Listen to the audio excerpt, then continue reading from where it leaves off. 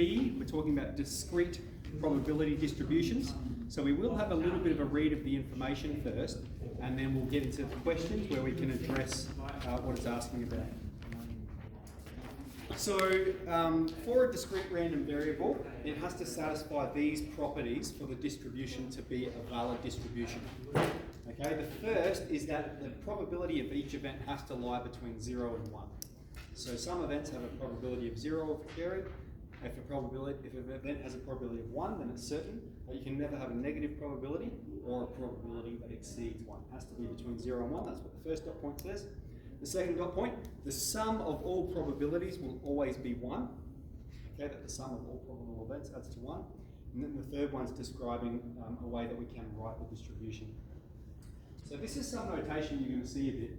Firstly, x, I've got it here. Lowercase x means the events that can occur. So in this circumstance, let's say we're going to spin a spinner, and there's 4 possible outcomes. You could get a 1, you could get a 2, you could get a 3, or you could get a 4. And then what this statement means, it is the probability, okay, watch this carefully, that the random variable x equals this particular event. So that's the notation that I use, that SACE uses, and that the textbook uses. So it is a little bit confusing. We've got capital X and lowercase x, and we need to familiarise ourselves with it. All right, so we've got probability of uppercase x equals lowercase x. Probability that this event, probability that the random variable is equal to this event. So let's get into it. Is there anything else I need to point out there? So we can represent it in a table. We can represent it as a graph, okay, in a distribution. We've got a uniform discrete. This is a special case where the probability of each event is the same. So an example of that is rolling a dice. When you roll a dice, you assume if it's a fair dice, the probability of each outcome is equally likely, 1 in 6. Okay? And so that distribution, Sophie, is going to be uniform because each event has the same probability. The mode is the event with the highest probability, and the median is the event that corresponds with the cumulative probability. So that means the sum of the probabilities of the prior events reaching/exceeding 0.5. Okay, so confusing words. Let's look at a practical application. So here we have a distribution. We're saying it's a spinner. These are the possible events that can occur. These are the probabilities of those events. Part 1 says find the value of k. Okay. Well, we know that the sum of these equals 1.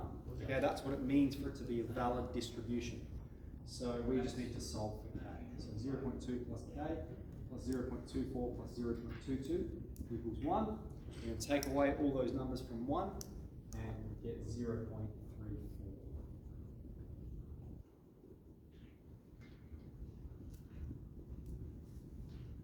Okay. Part B. Is this a uniform discrete distribution? Why or why not?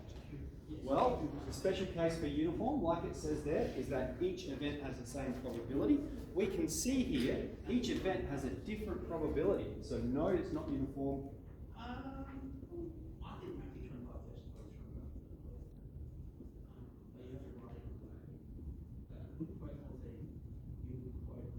No, because each event has a different probability of occurring. Okay, part C, find the probability of the random variable being 2 or more. 2 or more. So that's the probability of this event occurring. Now we could figure it out by going, that's going to be 0.34 plus 0.24 plus 0.22.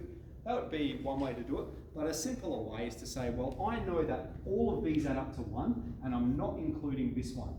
So if I go 1, take away 0.2, all of those are going to add up to 0.8. Alright, so the probability of the random variable that we're assessing here, the probability of the spinner that it takes a value of x greater than 2 is 0.8. Greater than or equal to 2. Part D, find the mode.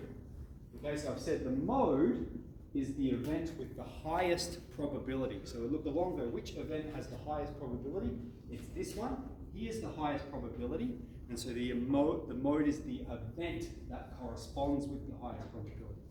So the mode is 2.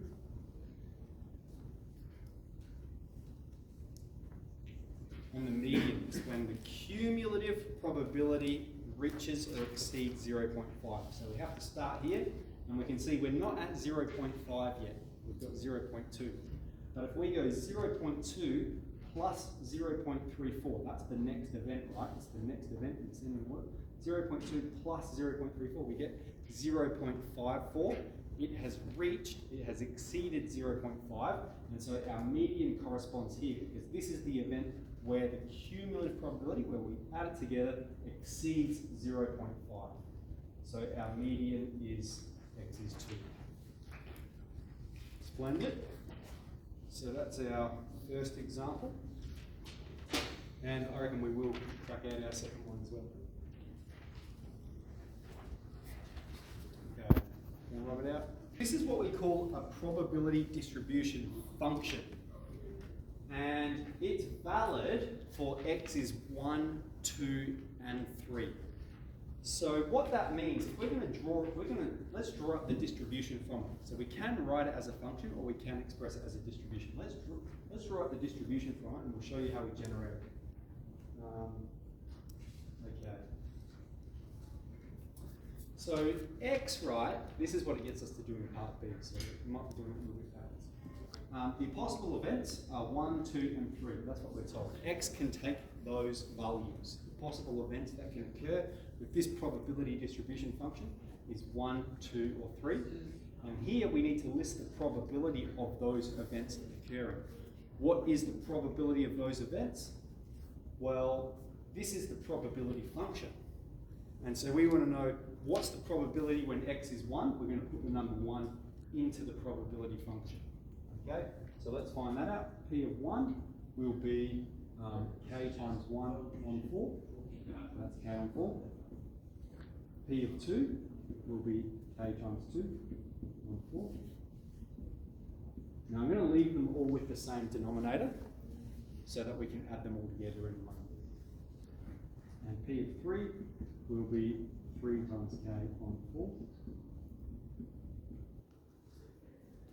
Okay. So they're the probabilities of those.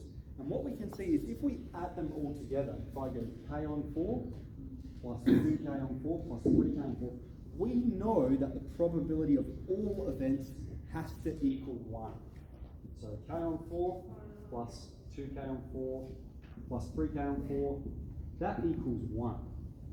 So if I add these up, I'm going to have 6k on 4 equals 1, times both sides by 4, we'll have 6k is 4, divide both sides by 6, and we'll get k is 2 on 3.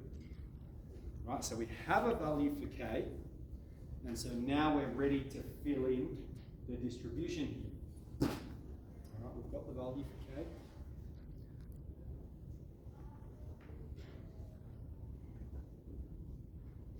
All right, so now when we plug k into the probabilities here, let's process them. We'll have 2 on 3 on 4.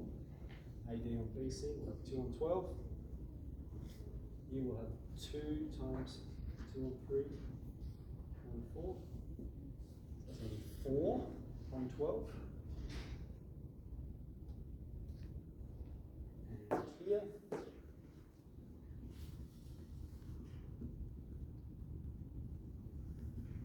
6 on 12.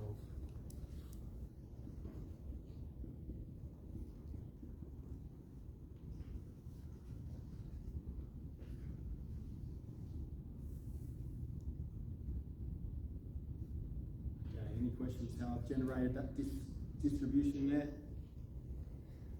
All right, so like we've sort of just investigated it rather than answered the questions explicitly. But here we found the value of k, here we've filled in the distribution, and now we're ready to answer part C. What is the median? What is the mode? So the mode is the event with the highest probability. Okay, if we're looking along here, what's the event with the highest probability? This one. This is a probability of 0.5. Okay, so the mode, so to answer part C, the mode is the event that it corresponds with, 3. Not the probability, the event that it corresponds with. And the median is when the cumulative probability reaches or exceeds 0.5. So if we go 2 on 12 plus 4 on 12, we've got 6 on 12, which is 0.5. So it reaches 0.5 at 2. Okay? So that one's going to be the median. Alright, any questions about that one? Splendid. So see how you go making your way through 7B.